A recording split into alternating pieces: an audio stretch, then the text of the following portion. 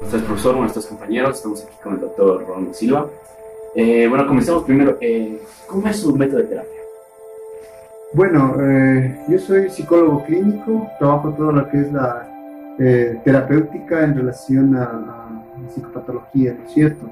Dentro de esta gama amplia de la psicología clínica, yo he optado por usar la especialidad de la hipnosis terapia como proceso básico en mis tratamientos con los pacientes, porque permite llegar a niveles más profundos que lo que en la psicología convencional generalmente solo nos quedamos como en superficialidades. Por supuesto que esta técnica es muy rebuscada en el país, muy pocos psicólogos saben hacerlo correctamente y de manera efectiva. Como primera pregunta, durante su internado o durante sus años en los cuales ejercía su profesión, ¿existe algún caso en el cual la persona no vea progresar en su terapia por restricciones espirituales, o sea, por creencias? Bueno, más en la práctica he encontrado, en la práctica profesional, que hay mucha gente que por sus tendencias religiosas, sobre todo, no aceptan a la psicoterapia como un proceso y peor aún la hipnosis, ¿no? Incluso se lo ve, mucha gente piensa que es del diablo o es algo pecaminoso. Entonces, claro, esto rompe mucho los patrones de cada uno de su cosmovisión, entonces obviamente genera bloqueos y restricciones. Entonces, obviamente lo que hay que trabajar es primero ayudar a informar que esto es un proceso para su sanación y que obviamente dejando de lado su visión religiosa, ideológica, pues vamos a poder sanar su vida. Claro. ¿Cuál es el método que usted utiliza para que el paciente pueda superar esa línea de miedo sobre compartir sus momentos más íntimos con usted? Ya, bueno, lo más importante es crear un buen rapport, ¿no? Como lo llamamos en psicología, la empatía. Si tú no haces una buena empatía, obviamente nadie va a abrir su caja de Pandora. Entonces, obviamente necesitamos ganarnos la confianza del paciente y hablar un poco, sobre todo en los lenguajes. No olviden que hay algunos métodos, algunos patrones de comunicación. Entonces, hay que leer qué tipo de lenguaje tiene el paciente, si es kinésico, si es visual, si es auditivo, si es incluso gráfico, ¿no? Hay pacientes que no quieren hablar una sola palabra, pero les das una hoja y empiezan a expresarse y a sacar todo lo que les está moviendo. Entonces, desde el punto de vista de la psicología profunda, el valor simbólico de lo que hacemos genera ya muchas veces catarsis y sanación. Sí, eso ya es un poco la habilidad del psicólogo, ¿no? De poder encontrar la conexión con el paciente. Por ejemplo, tengo chicos que les traen realmente a veces a la fuerza, ¿no? Los padres. Entonces, claro, no me voy a poner a preguntar por qué te traen, o simplemente hablamos de música o hablamos de lo que les gusta del rap y el último cantante, toca actualizarse, claro, para poder hablar. Entonces, obviamente hay que saber llegar al paciente para ganarnos su confianza. Esa es la clave principal del proceso terapéutico. Ya es el 50% del éxito de la terapia. ¿En algún momento de su experiencia en la consulta ha encontrado algún paciente al cual su moral no le permite que la terapia pueda funcionar? Yo creo que tiene que ver más con los conceptos, ya digo, ideológicos, religiosos y conservadores también. Hay gente muy cerrada, diríamos, ¿no? Entonces, claro, había una paciente que, por ejemplo, porque había leído un libro de Buda, creía la pecadora más grande del mundo y toda su psicodinámica patológica estaba girando en torno a la culpa. Entonces, frente a eso, obviamente, lo que hay que trabajar mucho es la racionalización y sobre todo ayudarle a liberarse de esas conexiones que tienen que ver con la culpa, ¿no es cierto? Pero obviamente ahí viene la habilidad del terapeuta en el sentido que tiene que encontrar la conexión para ayudarle a entender a esta persona que lo importante aquí es su sanación. ¿Sería importante dejar que el paciente deje atrás sus creencias para proceder en la terapia? No hace falta que deje acá, ni nos peleamos con ninguna creencia, ¿no? Somos muy respetuosos de cada filosofía y de cada propuesta religiosa. Lo que sí le pedimos es que ponga un poco de lado, esa es como la palabra clave, ¿no? Deja de lado tus preceptos, vamos solo a buscar tu sanación. Entonces esto permite que el paciente pueda abrir un poco más su... ¿Cree que la mente o el alma existen independientemente de un cuerpo físico? Bueno, esa es pregunta de congreso. Lo que hacemos aquí es tratar de entender que somos una unidad, cuerpo, mente y espíritu, ¿sí? Obviamente, nosotros miramos la psicología profunda como una conexión espiritual también, y la espiritualidad vista desde la energía, ¿no? Porque todo ser vivo tiene energía. y esa energía se la trata de conceptualizar como algo espiritual. Pero somos una unidad y desde esa lectura la psicología profunda busca tratar al paciente. Desde su perspectiva psicológica, ¿la terapia debe ser solo para el paciente o puede incluirse personas cercanas al mismo?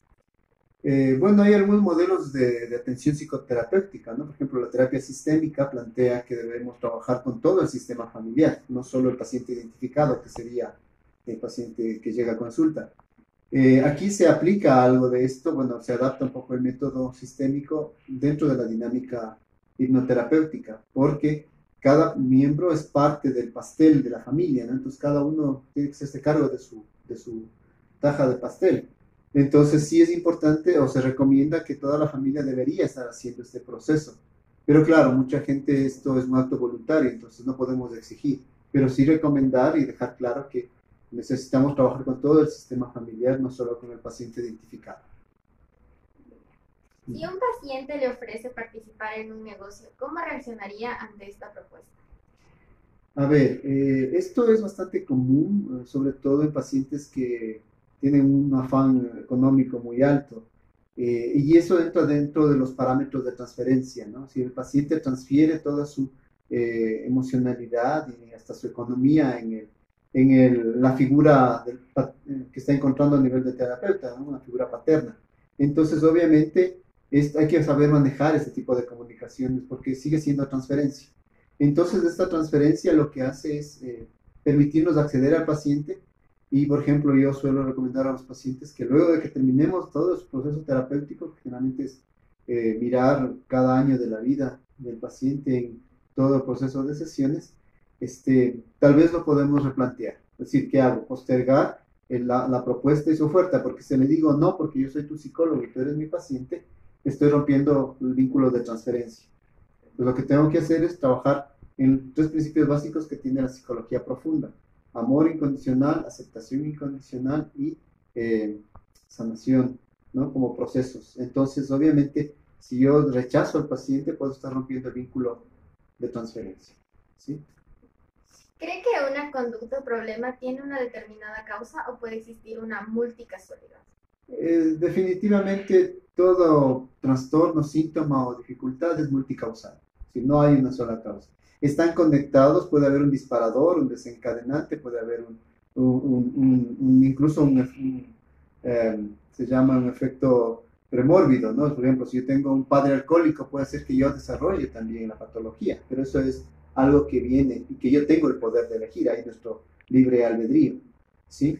Pero claro, podemos decir que todos los factores genéticos, herenciales, incluso hay una propuesta que se está planteando mucho ahora a nivel psicopatológico y es los síntomas o la neurosis transferencial, ¿no? Transgeneracional, perdón, que tiene que ver con esto, de que tal vez inconscientemente yo estoy heredando mis problemas, mis dificultades también a los hijos y a los nietos y así una cadena, que muchas veces en terapia sí se puede comprobar que hay mucha conexión con lo que el abuelo decía, con lo que la tía decía, con lo que la familiar decía. Entonces, hay un elemento multicausal en todos los procesos sintomáticos y siempre hay que seguir el hilo conductor que nos permite ir como los focos de Navidad, ¿no? Mirando qué foco prende aquel y qué foco prende el otro. ¿Sí? Muchas gracias. Nada. Una de las preguntas que yo le tengo que hacer es, ¿usted está de acuerdo en grabar las terapias que tiene con sus pacientes? ¿Me podría decir sí o por qué no? Ya, yo no estoy de acuerdo con grabar las terapias porque genera el efecto iatrogénico, lo que acaba de pasar, por ejemplo, ¿no? Te pones nervioso, te pones inquieto. El paciente, yo he visto muchas veces que se intimida, ¿no? Al sentirse filmado, al sentir que está siendo grabado, entonces se genera una iatrogenia, se llama en psicología, ¿no? Que es un bloqueo. Entonces, si yo me bloqueo no voy a poder sanar. Entonces, incluso muchos pacientes dicen, yo quiero que me filmen, y yo aún así le digo que es mejor que no, porque primero la reserva a nivel de lo que es la confidencialidad. Entonces, obviamente esa información siempre puede ser mal utilizada por X y factores. Entonces, la confidencialidad permite que nos podamos cubrir legalmente en no grabar ninguna terapia y sobre todo invitar a que el paciente entienda que es por su propio beneficio, porque En terapia surgen muchas cosas, salen cosas muy íntimas, muy profundas, muy sensibles, que tal vez en el paciente me ha pasado, incluso cuando tengo pacientes que me piden estar presentes en la terapia de un familiar. Yo solo lo permito en niños menores de 10 años y en pacientes que han sido abusados sexualmente o que me piden que haga un peritaje legal. Solo en esas 3 condiciones. De ahí, pero tampoco en esas condiciones permito que grabe. ¿Por qué? Porque el paciente se inhibe totalmente, se cohibe. Exacto. Entonces, obviamente, no va a fluir la terapia, no va a servir lo que queremos, sanar al paciente.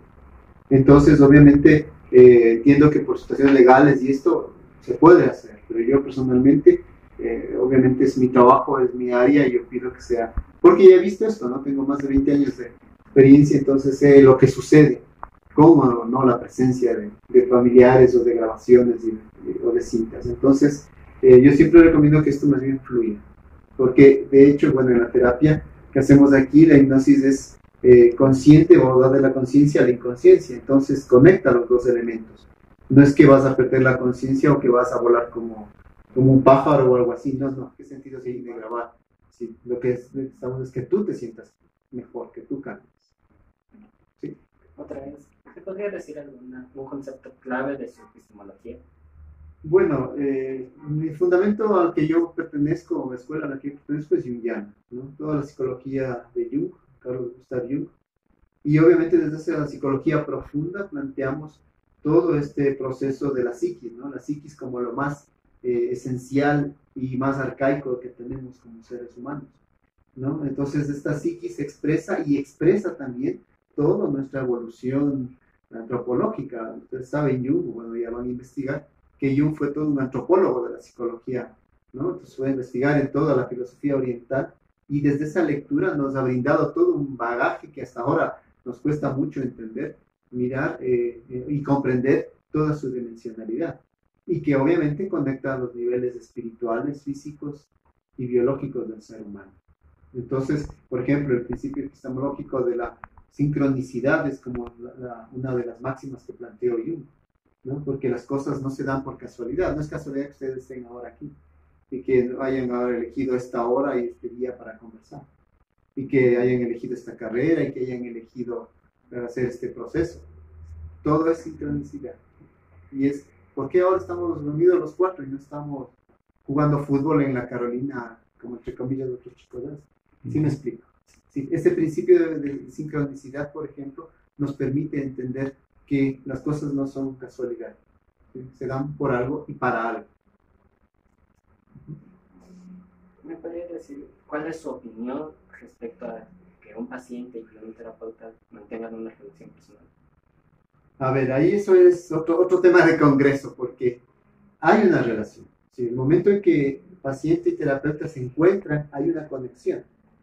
Ahí viene el efecto empático que decíamos antes, ¿no es cierto? El rapport que permite que nos ganemos la confianza del paciente. Pero claro, esta confianza depende mucho de cómo yo lo maneje. Obviamente el terapeuta, desde el punto de vista simbólico, se convierte en el padre bueno o en la madre buena del paciente.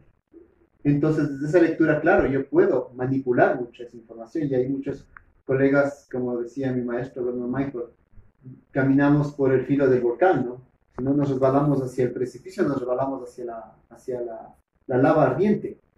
Entonces, ese es un arte realmente que hay que aprender a manejar en psicología, que manejando las transferencias, manejando las contratransferencias, que es que yo me vincule con el paciente y me preocupe más de esta paciente, puedo manipular mucha esa información. Y hay muchos colegas, como decía mi maestro Bruno Michael, caminamos por el filo del volcán, ¿no? Si no nos resbalamos hacia el precipicio, nos resbalamos hacia la lava ardiente. Entonces, ese es un arte realmente que hay que aprender a manejar en psicología, que manejando las transferencias, manejando las contratransferencias, que es que yo me vincule con el paciente y me preocupe más de esta paciente o de este paciente que con el otro o aquel, pueda saber que es parte de su proceso. Y en psicología profunda, desde la escuela a la que yo pertenezco, miramos al paciente como algo sagrado, como algo que hay que mirarlo con esa divinidad. Entonces, esto ayuda mucho a mirarlo como algo divino, sin que pueda yo vincularme sexualmente, porque ese es donde más caemos, ¿no? El mismo Jung, el mismo Freud cayó en esa contratransferencia. Y obviamente somos seres humanos, no decimos que no, o sea, es normal. Pero creo que saberse manejar y saber llevar es un arte que hay que cultivar como seres humanos, como profesionales obviamente, y más como psicólogos. Y la última pregunta sería, ¿cuál es tu opinión sobre la epistemología de su escuela? Bueno, yo estoy muy contento porque siempre, igual cuando usted tenía su edad, buscaba las razones profundas o las explicaciones profundas de la psique humana y claro, solo Freud y Jung nos han dado como esa conexión más profunda, ¿no? Y yo pienso que Jung mucho más todavía porque se metió en niveles mucho más profundos en el inconsciente que lo planteó, ¿no? Y que está ahí, y es muy claro, el inconsciente colectivo. Y desde esa lectura podemos generar procesos de cambio que no solamente, decía, se puede inferir en la persona, sino también en la sociedad. Entonces es un proceso que bueno, obviamente tiene la escuela, ¿no? Es mucho a nivel oriental, ¿no? Entonces cambiar nuestra psiquis es también cambiar el mundo y viceversa. Pero claro, eso para mí a nivel, todavía recién acaban de editar hace pocos años el libro rojo de Jung, ¿no? Lo están recién estudiando y lo están publicitando, es decir, es una ciencia que todavía está en pañales, ¿no?